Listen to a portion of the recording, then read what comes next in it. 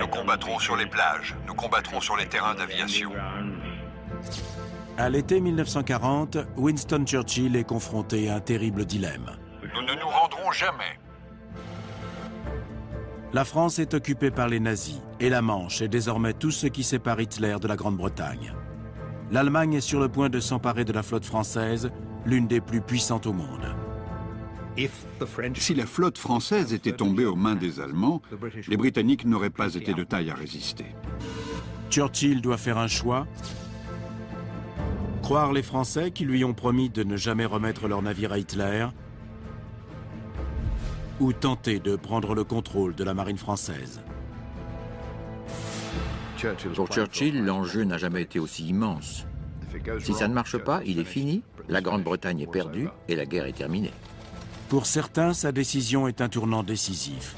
Pour d'autres, un crime de guerre. Voici l'histoire oubliée du plus sombre chapitre de la carrière de Churchill,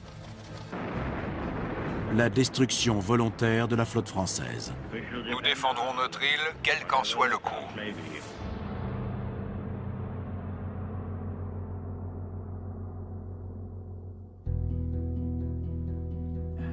Ce que nous avons dû faire était effroyable. Je n'ai aucune fierté d'y avoir participé, juste infiniment de tristesse. En juillet 1940, Robert Philpott est officier d'artillerie sur le cuirassier britannique HMS Hood quand il reçoit l'ordre d'ouvrir le feu sur les marins français, des hommes qui étaient les alliés quelques semaines plus tôt. Nous n'arrivions pas à croire ce que nous devions faire.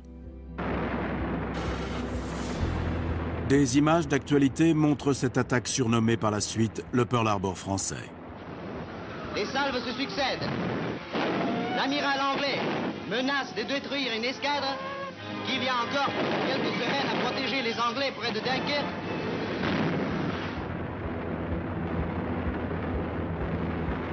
À l'époque, Léon Leroux a 19 ans et ce jour est resté gravé dans sa mémoire. Tout était en feu, en flammes. Même des brûlots étaient projetés en l'air pour tomber par conséquent dans la mer. Et puis les hommes criaient, gueulaient, au secours. Puis on voyait les corps qui flottaient. Quoi, c'était l'enfer, hein? C'était l'enfer. André Jaffré vient tout juste de fêter son 18e anniversaire.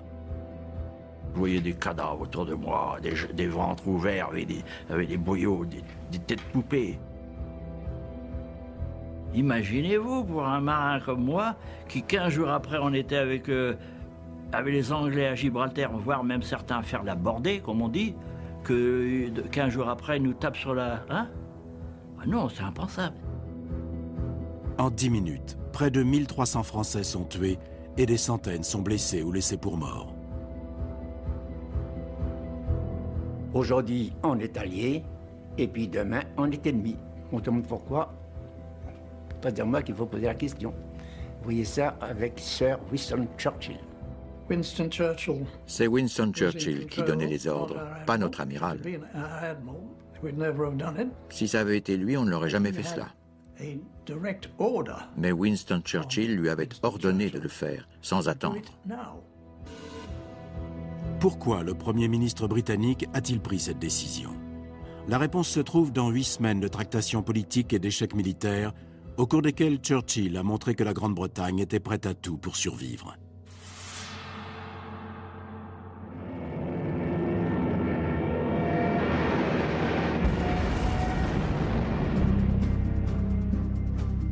« 10 mai 1940, les armées hitlériennes envahissent simultanément la Belgique, les Pays-Bas et la France.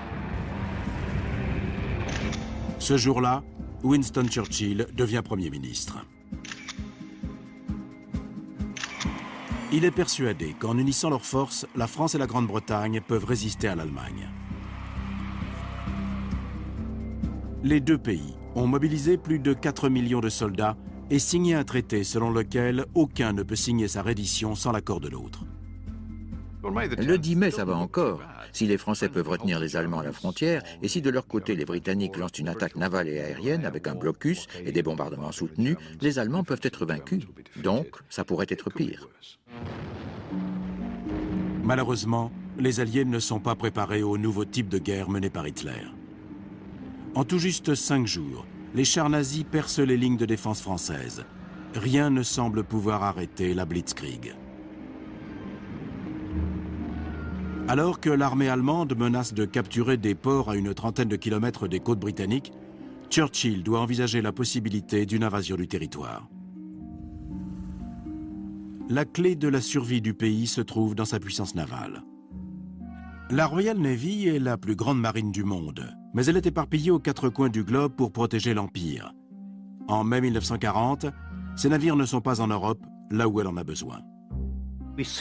Nous n'avions pas une puissance navale suffisante pour être sûrs de pouvoir repousser une armada allemande qui s'engagerait sur la Manche et la mer du Nord. Conscient de ce point faible, Churchill sait qu'un seul homme peut lui venir en aide, Franklin Roosevelt. Il faut se souvenir que Churchill était à moitié américain. Pour lui, le plus important en 1940, c'était les Américains. Dès septembre 1939, il écrit au président Roosevelt, en profitant du fait qu'ils ont tous les deux travaillé dans l'administration navale au début de leur carrière, il tâte le terrain pour savoir si Roosevelt est prêt à porter secours à la Grande-Bretagne. Il veut lui faire comprendre que c'est le dernier rempart de la démocratie. Si la Grande-Bretagne tombe, ensuite c'est au tour de l'Amérique. Quelques heures après avoir reçu les mauvaises nouvelles venues du front français, Churchill envoie un télégramme à Roosevelt pour lui demander des renforts navals de toute urgence. L'horizon s'est brutalement assombri. Vous risquez de vous retrouver très rapidement avec une Europe entièrement nazifiée. Le poids qui pèse sur nous est sans doute trop lourd à porter. Nous avons besoin immédiatement de 50 de vos plus anciens destroyers. En privé, Roosevelt veut répondre à l'appel de Churchill. Mais politiquement, il a les mains liées. Il fait campagne pour sa réélection en promettant au peuple américain de ne pas engager de nouveau le pays dans un conflit européen. Les États-Unis d'Amérique doivent absolument rester non entravés et libres.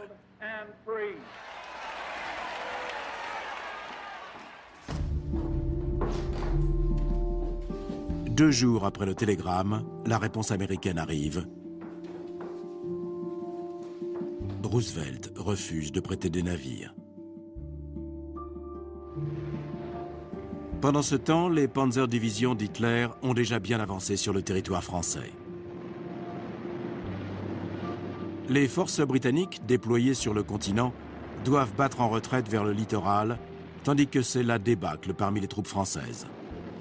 20 mai, 10 jours après la nomination de Churchill au poste de Premier ministre, les troupes allemandes arrivent sur les côtes françaises au bord de la Manche.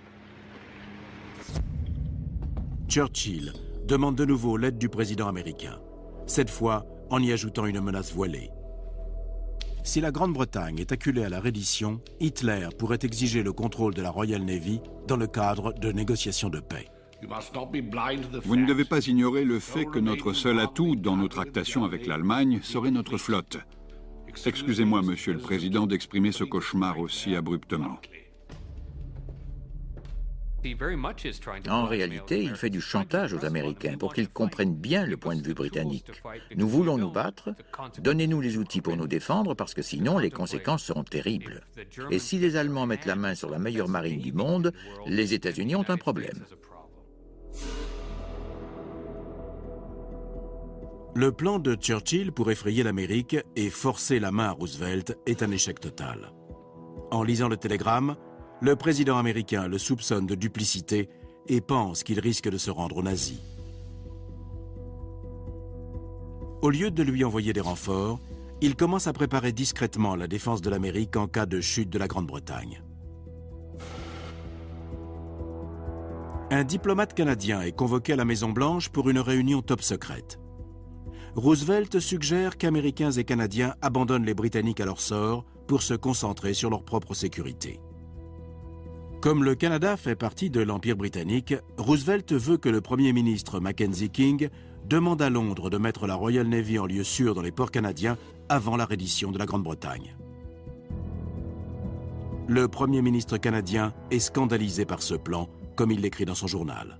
Il m'a semblé que les États-Unis cherchaient à sauver leur peau au détriment de la Grande-Bretagne, que c'était un appel à l'égoïsme des territoires du Commonwealth, au mépris des îles britanniques. Ces mots sont forts. Mackenzie King est clairement horrifié. King envoie un câble à Churchill pour lui dévoiler la position de Roosevelt.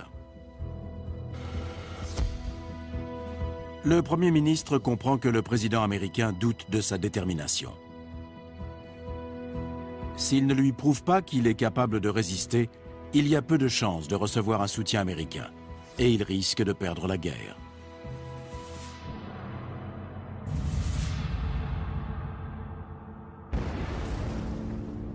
Sur le front français, la situation vire au désastre. L'armée britannique subit un revers cuisant à Dunkerque et doit s'enfuir. Pendant que des milliers d'hommes évacuent dans l'urgence, des armes et des navires sont abandonnés sur place et pris par l'ennemi. Au sud, Mussolini entre en guerre aux côtés d'Hitler. Les Allemands marchent sur Paris et l'armée française est en déroute. Le gouvernement fuit la capitale avec des millions de réfugiés.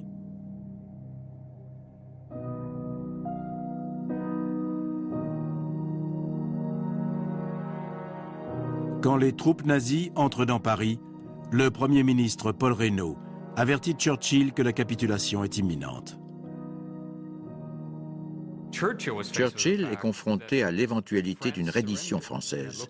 Et ça s'annonce comme une capitulation abjecte, sans condition. Dans ce cas, quel est l'avenir de la puissante flotte française? Il y a des porte-avions, des cuirassés. Si les Allemands s'emparent d'une flotte en parfait état de marche, leur capacité de nuisance envers les intérêts britanniques augmente de manière exponentielle. Comme la flotte française est la plus puissante d'Europe après la Royal Navy, elle peut faire basculer l'équilibre des pouvoirs. Si elle passe dans le camp de l'Italie et de l'Allemagne, les Britanniques se retrouveront en position d'infériorité sur les mers. Et pour eux, la guerre est perdue. Selon les termes de l'alliance signée par la Grande-Bretagne et la France, aucun des deux pays ne peut se rendre sans l'accord de l'autre. Churchill informe le Premier ministre français qu'il l'autorise à négocier avec Hitler, mais sous condition. À la seule et unique condition que la flotte française fasse route sur le champ, vers les ports britanniques.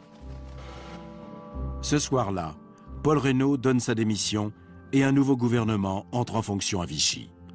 Ignorant la demande de Churchill, il enfreint le marché passé avec la Grande-Bretagne et demande un accord de paix à Hitler.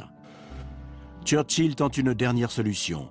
Il contacte l'amiral François Darlan, qui est à la tête de la marine française. Darlan commande la flotte française depuis des années. Il est très respecté en Grande-Bretagne. Et Churchill le connaît bien. La loyauté des marins français est acquise à l'amiral Darlan. Et lors d'une rencontre avec Churchill, il a assuré qu'il était hors de question de livrer ses navires à Hitler. Churchill envoie un émissaire britannique pour supplier Darlan d'ignorer les ordres du gouvernement de Vichy et d'envoyer la flotte en Grande-Bretagne avant la signature de l'armistice. Darlan s'engage de nouveau à ne jamais laisser la flotte tomber aux mains des Allemands. Churchill espère que le départ des navires vers les ports britanniques est une question d'heure. Mais les jours passent et la marine française ne bouge pas.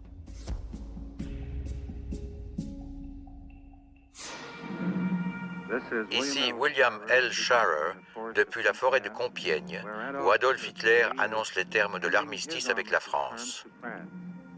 Il est 15h15 et... Hitler propose un marché au gouvernement français. S'il accepte ces conditions, il peut continuer à diriger la zone non occupée du territoire dans le sud. Mais avant, la totalité de la flotte doit rentrer au port dans les prochaines semaines et passer sous contrôle allemand. Les Français acceptent.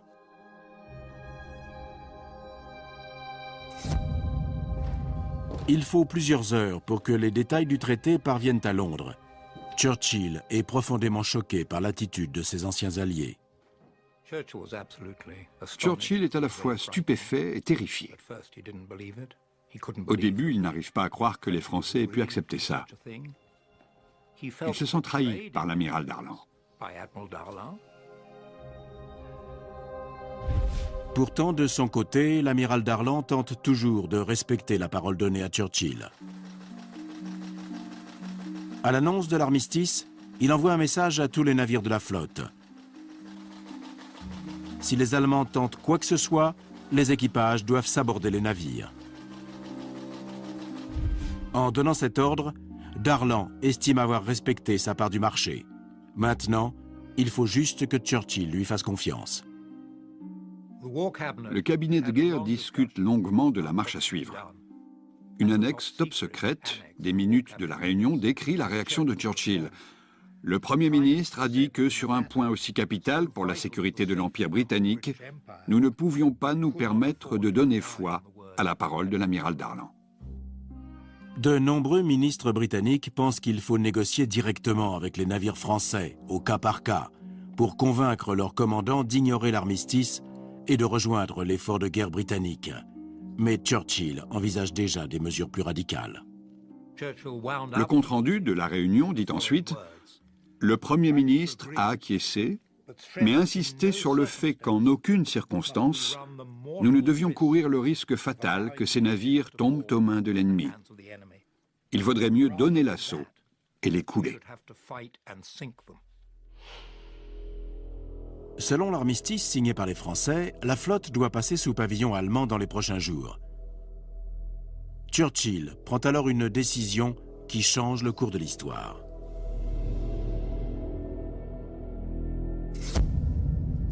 Il ordonne à l'amirauté de concevoir un plan pour s'emparer de la flotte française par la négociation ou la force. C'est l'opération Catapulte. L'enjeu de l'opération Catapulte est immense. Si ça ne marche pas, Churchill est fini, la Grande-Bretagne est perdue et la guerre est terminée. Là, Churchill dit « Voilà ce qu'on doit faire pour rester dans la Corse ». Le plan prévoit plusieurs actions simultanées en différents points du globe. Au total, 14 navires de guerre français, plusieurs sous-marins et près de 200 bateaux plus petits sont amarrés dans des ports britanniques et se préparent à rentrer en France. Ils doivent être capturés à l'aube. En Égypte, il y a un navire et 4 croiseurs bloqués dans la base britannique d'Alexandrie. La cible principale est en Algérie, à Mers-el-Kébir, le port fortifié d'Oran. Le gros de la flotte se trouve là, notamment les 2 navires que Churchill craint le plus. Le Dunkerque et le Strasbourg sont des croiseurs de dernière génération, plus puissants que la plupart des navires britanniques.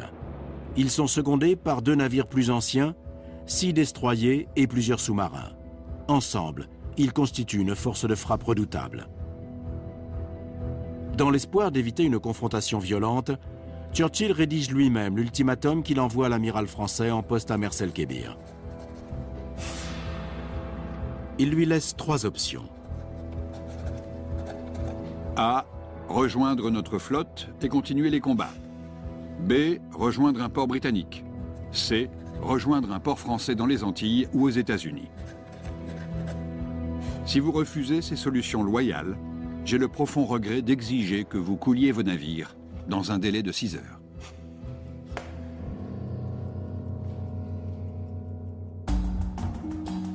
Les Britanniques rassemblent une partie de leur flotte à Gibraltar pour transmettre l'ultimatum à Mers-el-Kébir. Cette phase de l'opération est baptisée Force H et s'appuie notamment sur le plus grand navire de guerre du monde, le HMS Hood. Elle est dirigée par l'amiral James Somerville. En recevant ces ordres, il émet des doutes sur la mission. Il craint que les Français ne réagissent mal aux menaces.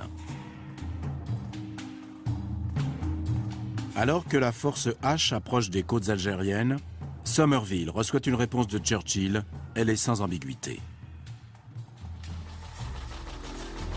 Si les Français n'acceptent aucune de nos propositions, il faut les anéantir.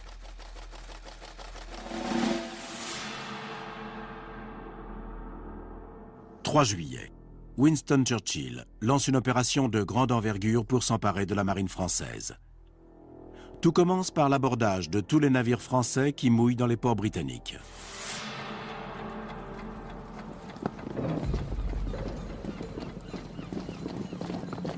À Plymouth, l'une des cibles est le Surcouf, le plus grand sous-marin du monde.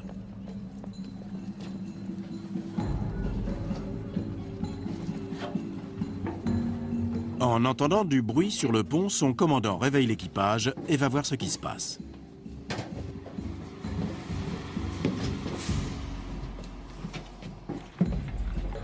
Tandis que les Britanniques fouillent le Surcouf, le mécanicien commence à détruire les documents officiels et le registre des codes secrets.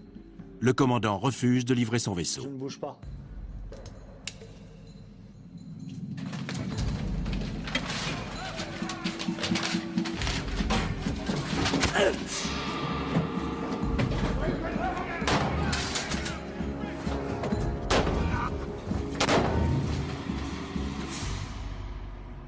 Quelques instants plus tard, la situation dégénère.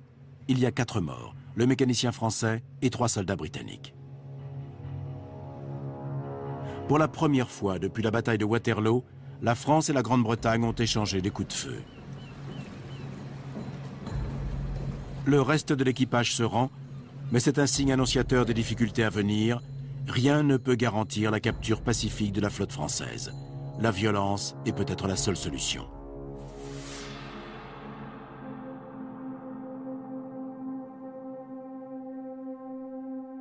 Alors que le soleil se lève sur la Méditerranée, la force H arrive à Oran pour transmettre l'ultimatum de Churchill. À l'époque, Robert Philpott, 20 ans, est officier d'artillerie sur le vaisseau amiral HMS Hood. Tout était calme. On n'entendait aucun coup de feu. Il y avait une ambiance plutôt joyeuse à bord. Nous étions tous persuadés que les navires français allaient nous rejoindre. Nous savions que les marins français étaient impatients de poursuivre les combats. Nous ne pensions pas que ça poserait le moindre problème. En effet, les marins français ignorent la situation politique et beaucoup se réjouissent de l'arrivée des Britanniques. André Jaffré, 18 ans, est artilleur sur la Bretagne. Et notre officier, il scrute l'horizon, prend ses jumelles, nous regarde en souriant. Qu'est-ce qu'il y a, capitaine? Ça y est, voilà la marine anglaise qui arrive au large. C'est pas vrai? Oui, ils viennent nous chercher. Hurrah, tout le monde content, tout le monde heureux. Pensez donc, les Anglais venaient nous chercher pour continuer la guerre contre les nazis. Léon Leroux, 19 ans, est télégraphiste sur le Dunkerque, le vaisseau amiral français. Les bruits courent très vite, par conséquent, on a su très vite qu'il y avait une flotte anglaise qui était au large d'Oran. Alors on a su qu'il y avait un petit torpilleur également, le Foxhound, je crois, qui était à l'entrée de la passe, là. Et puis, ça commençait à faire un peu bizarre, ça. Le Foxhound est dépêché pour entamer les négociations, tandis que le reste de la flotte britannique attend à plusieurs kilomètres des côtes. Le capitaine Hookie Holland est à bord. C'est l'ancien attaché naval à Paris et il parle couramment français. Par signaux, le Foxhound demande une entrevue entre le capitaine britannique et le commandant français. L'amiral Marcel Jansoul est offensé que les Britanniques lui envoient un émissaire aussi peu gradé. Il répond en ordonnant au Foxhound de quitter le port. Pourtant, le capitaine Holland est déterminé à présenter l'ultimatum aux Français et tente de rejoindre leur navire à bord d'une vedette. L'un des gros problèmes de Mersel Kébir, c'est que l'amiral français Jansoul n'est pas de taille à prendre des décisions. Il manque de discernement. Il refuse de rencontrer le capitaine Holland, alors qu'il le connaît bien. Il fait de l'obstruction systématique. Soit il ne veut pas y croire, soit il refuse de comprendre que les Britanniques sont sérieux. Holland est intercepté au milieu de la baie. Comme il ne peut rencontrer l'amiral français en personne, il donne le message à son lieutenant. Les Français ont 6 heures pour rejoindre la Grande-Bretagne, quitter les eaux européennes ou risquer une attaque britannique. L'ultimatum expire à 15h30. En découvrant cette mise en demeure, Jansoul est furieux. Il ordonne à ses navires de mettre les gaz et de se préparer à passer à l'action. Ensuite, dans une réponse manuscrite au capitaine Holland, il prévient qu'il est prêt à riposter. J'ai un camarade qui travaille là-haut. Il dit, bah, les Anglais nous envoient un ultimatum et on bouge pas, faut rester là. Bon, alors nous, simples matelots, ultimatum, on savait pas de quoi il s'agissait exactement. Alors il y avait un message, retour à bord immédiatement. On nous rappelait à bord du bateau. Et on reçoit l'ordre, tout le monde au poste de combat. À bord du HMS Hood, l'amiral Somerville est en train d'observer le regain d'activité sur les navires français. Les ordres sont clairs. Il doit tout faire pour empêcher les Français de s'enfuir. Il envoie les appareils du porte-avions Ark Royal larguer un barrage de mines à l'entrée du port.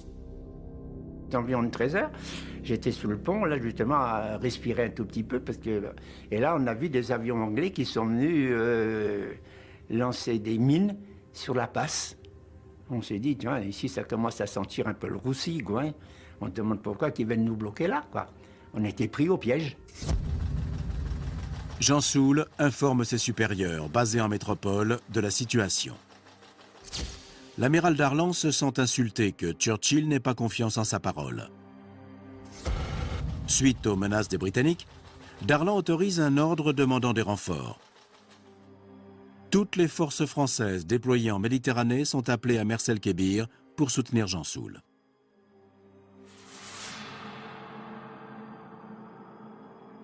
L'heure butoir approche, mais l'amiral apprend que les renforts sont en route. Pour jouer la montre, il convie maintenant le capitaine Holland à le rencontrer. L'ultimatum est suspendu pendant les négociations. Je crois que c'était en grande partie une tentative de bluff de la part de l'amiral français. Il ne nous croyait pas prêts à ouvrir le feu.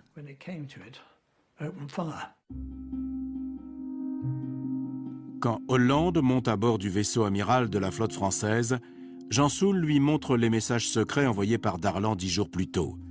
Il y ordonne à ses hommes de saboter leur navire si les Allemands tentent de s'en emparer. Les deux hommes sont persuadés que ces révélations vont apaiser les craintes du côté britannique. Malheureusement, la situation évolue rapidement et leur échappe totalement. À Londres, l'amirauté intercepte l'appel de Darlan aux autres navires de Méditerranée et prévient Churchill que les Français vont recevoir des renforts d'une minute à l'autre. Churchill décide qu'il est temps d'agir. Il envoie un dernier message à l'amiral Somerville. Son contenu est bref et brutal. Réglez la situation rapidement. En recevant l'ordre de Churchill, Somerville transmet une mise en garde au vaisseau amiral français. Si un accord n'est pas conclu dans la demi-heure, il ouvre le feu. Cette nouvelle a semé la consternation dans le pont inférieur, où j'étais à ce moment-là. Nous ne pouvions pas envisager de tirer sur nos amis et alliés. L'ultimatum a expiré et les négociations ont échoué. Sur cette photo, on voit le moment où le capitaine Holland dit au revoir à l'amiral Jean Soule. Ce dernier raconte « Nous nous sommes quittés en bons termes », mais il sait qu'il n'a que quelques minutes pour se mettre en sécurité.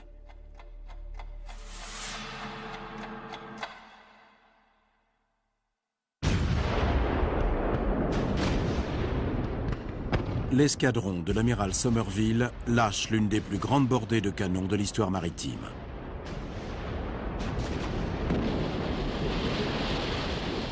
L'attaque est filmée par les Français. Une salle d'artillerie, qu'est-ce qui se passe? On n'a pas eu le temps de respirer.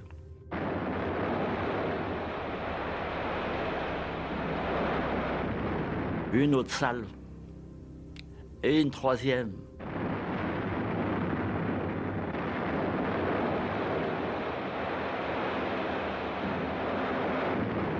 Je ne peux pas vous décrire ça, hein, la peur seulement, quoi, hein, la peur, la fausse, et ce bruit assourdissant qui vous casse des oreilles, et puis vous pensez à vous forcément, mais vous pensez aux autres. Hein. Incapables de manœuvrer dans le port, les navires français sont pris au piège.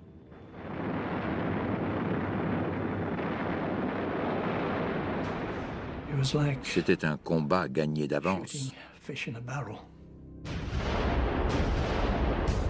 Les obus britanniques de 38 cm s'abattent sur les navires français.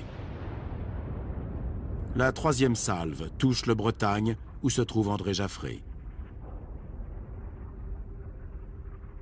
Une grosse boule rouge, un obus, qui a traversé ma batterie, qui a explosé en dessous, où il y avait toutes les munitions, où il y avait des gasoils, enfin tout ça pour faire marcher la machine, quoi. Je regarde autour de moi, il y avait un camarade, un pointeur qui avait mis, lui, sa tête dans l'interstice. Il a attrapé un éclat, il a été décapité devant moi, le sang giclait sur moi. J'avais envie de vomir.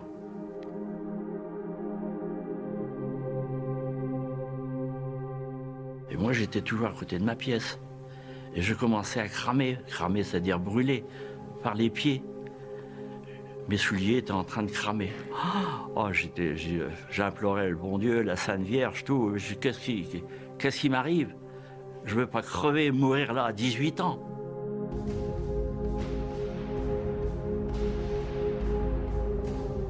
Et les obus continuaient à tomber, la fumée partout. Des gars qui criaient, qui hurlaient. Je me souviens, achève-moi, tue-moi, tue-moi, qui était tellement brûlé, amputé. Ils demandaient qu'on les achève.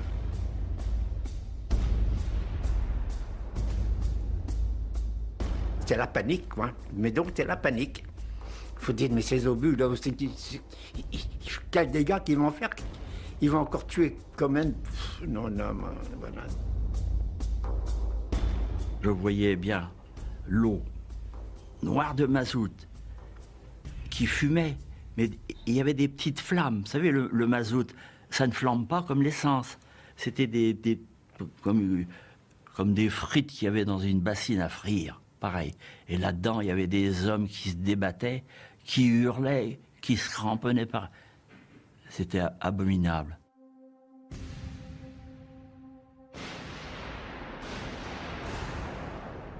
Continuer à tirer du canon et des obus. Il y avait une chose pour moi dans ma tête, je vais sauter à l'eau, descendre le plus profond possible pour être d'abord à l'abri des éclats. Ben, en sautant, je suis tombé dans un mazout bouillant. Ah, je me suis laissé couler. Oh, j'ai été brûlé. Ça m'a fait mal. Je me suis laissé couler, mais il fallait bien respirer. Alors je nageais sous l'eau, plus loin possible, en m'écartant du bateau. Et je ressortais. Mais chaque fois que je ressortais dans du mazout qui était en fusion encore. Mais j'aspirais et la fumée, et le mazout, et tout, et je replongeais. Et comme ça, pendant tant que j'ai pu. Tout en luttant au milieu du mazout en feu, André se retourne pour voir ce qu'il reste du Bretagne et de ses 1000 hommes d'équipage. À un moment donné, quand même, je suis tombé dans, disons, n'est-ce pas, un carré où il n'y avait pas de mazout. Et là, j'ai fait la planche, vous savez, sur le dos.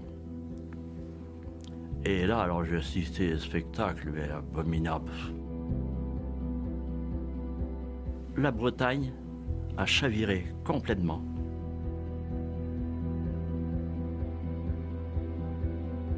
C'était vite fait, hein, en 20 secondes, elle s'est chavirée, hein, 20 secondes. Sur la Bretagne, il y a eu quand même près de 1000 morts. Hein. Tuer du monde, tuer.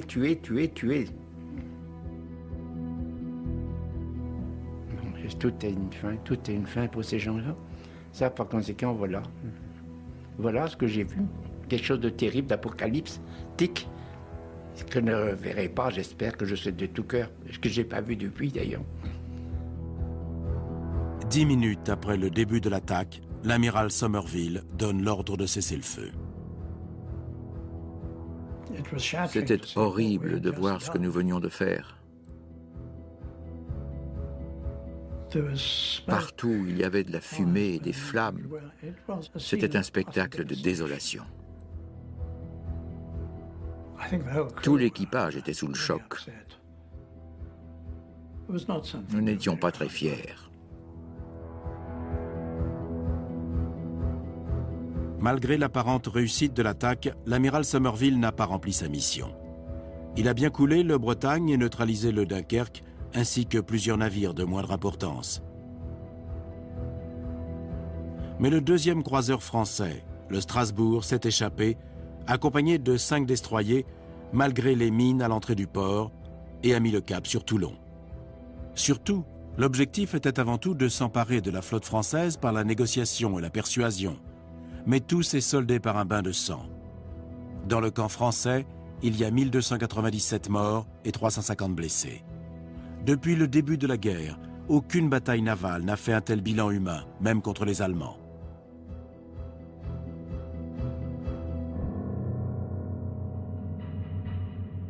Ailleurs, l'opération Catapulte obtient de meilleurs résultats. Sur la base d'Alexandrie, l'escadron français a été contraint à la démobilisation sans effusion de sang. En Grande-Bretagne, près de 200 navires, dont le sous-marin Surcouf, ont été capturés. Ils sont désormais sous contrôle britannique. Maintenant, Churchill sait qu'il doit expliquer au Parlement, à l'opinion publique et au président américain pourquoi la Grande-Bretagne a apparemment déclaré la guerre à son allié. Du côté français, la nouvelle du massacre de Mersel-Kébir soulève un tollé général. À ce moment-là, les Français risquaient de nous déclarer la guerre. Si l'amiral Darlan avait eu gain de cause, il l'aurait fait immédiatement. Il était apoplectique. Quelques bombardiers français lancent bien un raid de représailles contre la base navale britannique de Gibraltar, mais ils font peu de dégâts et aucune victime. Le gouvernement français est toujours sous le coup de l'occupation allemande dans le nord du pays. Il faut gérer les millions de réfugiés jetés sur les routes et il ne peut pas se concentrer sur une riposte militaire. La France choisit de rompre ses relations diplomatiques avec la Grande-Bretagne jusqu'à la fin du conflit. Ils se sont dit, c'est quoi ces sauvages anglais là? La haine, quoi. Immédiatement, la haine. Alliés la veille, ennemis le lendemain, on vient vous gouler directement, que les Français pensent. Une trahison, oui, une trahison, non seulement une trahison, mais un crime, un assassinat. Quand vous avez les mains liées comme ça derrière le dos, hein, et qu'on vous pointe des canons devant vous, vous appelez ça comment, vous? Un crime? Ouais, un véritable crime, un assassinat. Pour Hitler, Mersel-Kébir est une occasion en or pour sa propagande anti-britannique. Sur des affiches, on voit un marin français en train de se noyer, tandis que Churchill est montré sous les traits d'une pieuvre qui attaque l'Empire français. De son côté, Churchill est horrifié par le nombre de victimes dans le camp français. En apprenant ce qui s'était passé à Mersel-Kébir, Churchill se sent physiquement mal, ça l'anéantit. Maintenant, il doit s'expliquer, et ça s'annonce difficile. Il s'attend à ce que la Chambre des communes soit scandalisée qu'il ait ouvert le feu sur un allié. 4 juillet. À son 54e jour au gouvernement, Churchill prononce un discours devant la Chambre des communes pour justifier sa décision. Il est ensuite rediffusé à la radio. Le transfert de ces navires à Hitler aurait menacé la sécurité de la Grande-Bretagne et des États-Unis. Par conséquent, nous n'avions pas d'autre choix. John Colville, son secrétaire particulier, note dans son journal « Il a raconté ce qui s'était passé à Oran et la Chambre l'a écouté avec attention et fascination. Certains ont eu le souffle coupé. Je l'ai entendu dire, cela me brise le cœur. » À la fin, il se met à pleurer. Il est submergé par l'émotion. La réaction du Parlement est totalement inattendue. Il était stupéfait d'être acclamé par la Chambre. C'est une explosion de joie et bien sûr, un immense soulagement. Les navires français ne peuvent plus être le tremplin, d'une manière ou d'une autre, de l'invasion de la Grande-Bretagne par les Allemands. Le problème de la flotte française a été résolu de la seule manière possible pour nous, et l'enseigne de Saint-Georges flotte toujours. La presse et le peuple britannique approuvent totalement la décision de Churchill. La Royal Navy et la nation soutiennent sans réserve l'action du gouvernement. La réaction que Churchill attend plus que les autres est celle de Washington.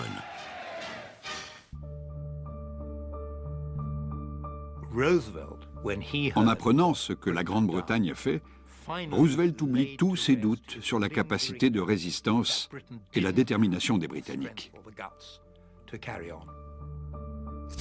Après Mers-el-Kébir, Roosevelt dit « Je peux leur envoyer le matériel dont ils ont désespérément besoin, les canons, les munitions, les avions, les chars, etc., parce qu'ils ne se rendront jamais. »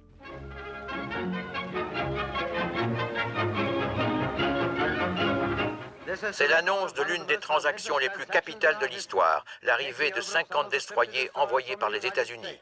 2 mois après l'attaque, Roosevelt donne à Churchill les navires nécessaires à la poursuite de la guerre. C'est la coopération des 2 grands peuples anglophones de la planète dans le combat contre l'agression nazie. Mers-el-Kébir a ouvert la voie à la contribution américaine à l'effort de guerre britannique.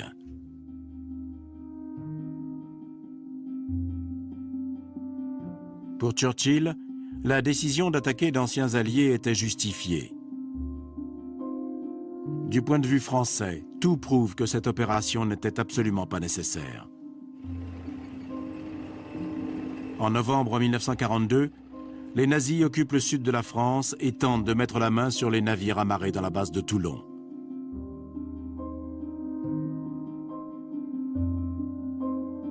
Après avoir survécu à Mers-el-Kébir, André Jaffré est sur son navire quand il apprend l'arrivée des Allemands. Dans la nuit, tout le monde était réveillé.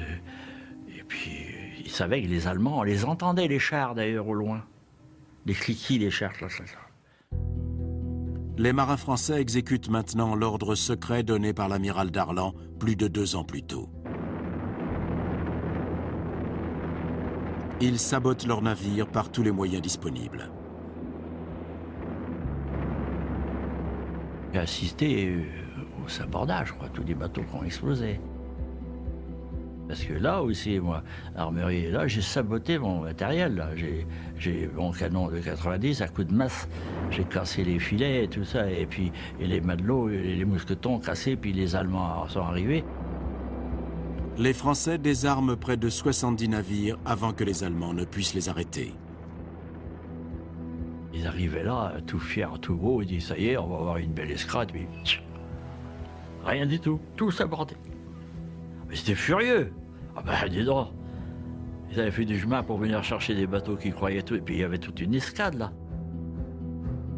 Et je me rappelle un camarade Boulangeau, Pinot, on était, il se marrait, mais oui, mais coup de crosse dans les reins, un coup de botte dans le... Ah oui, il nous frappait par terre. Ah, les salauds. Ouais. Pour beaucoup, c'est la preuve ultime que les navires français n'ont jamais risqué de passer sous contrôle allemand et que l'opération britannique à Mers-el-Kébir était une trahison injustifiée.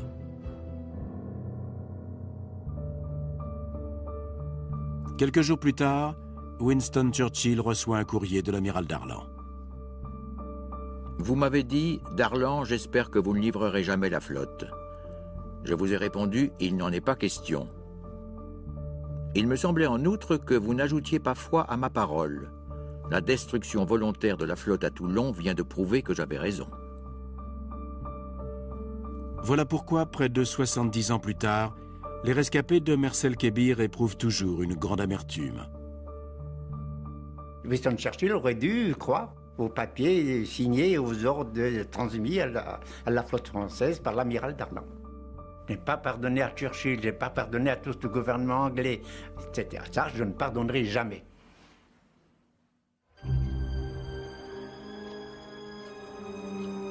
Malgré les souffrances endurées, André Jaffré n'en veut pas aux Britanniques. Non, pas plus de trahison, ça c'était la guerre avec tous les déroulements des conséquences d'une guerre. Vous avez vu des guerres intelligentes? Disons, j'ai eu de la tristesse, une tristesse profonde de savoir que des amis anglais Je les avais coulés, mais bien sûr, mais que faire? En fait, je ne veux pas. Moi, je parle d'égal à égal avec un matelot anglais et moi, matelot français. C'est les chefs comme ça qui décident. Voilà. Et c'est toujours les mêmes qui trinquent. Dans son discours devant la Chambre des communes, Churchill a dit que l'histoire serait juge. Et quel a été le verdict de l'histoire? Pour la France, c'est presque un crime de guerre, parce que les Britanniques ont tué plus de 1200 marins français. Pour la Grande-Bretagne, c'était la seule manière de sauver la nation. Nous n'avions pas le choix. Si les Américains étaient déjà entrés en guerre, nous aurions peut-être pu l'éviter. Mais la Royal Navy n'était pas de taille à combattre la flotte allemande et la flotte française. Ça a été pénible, mais c'était nécessaire. En temps de guerre, il faut parfois faire des choses déplaisantes.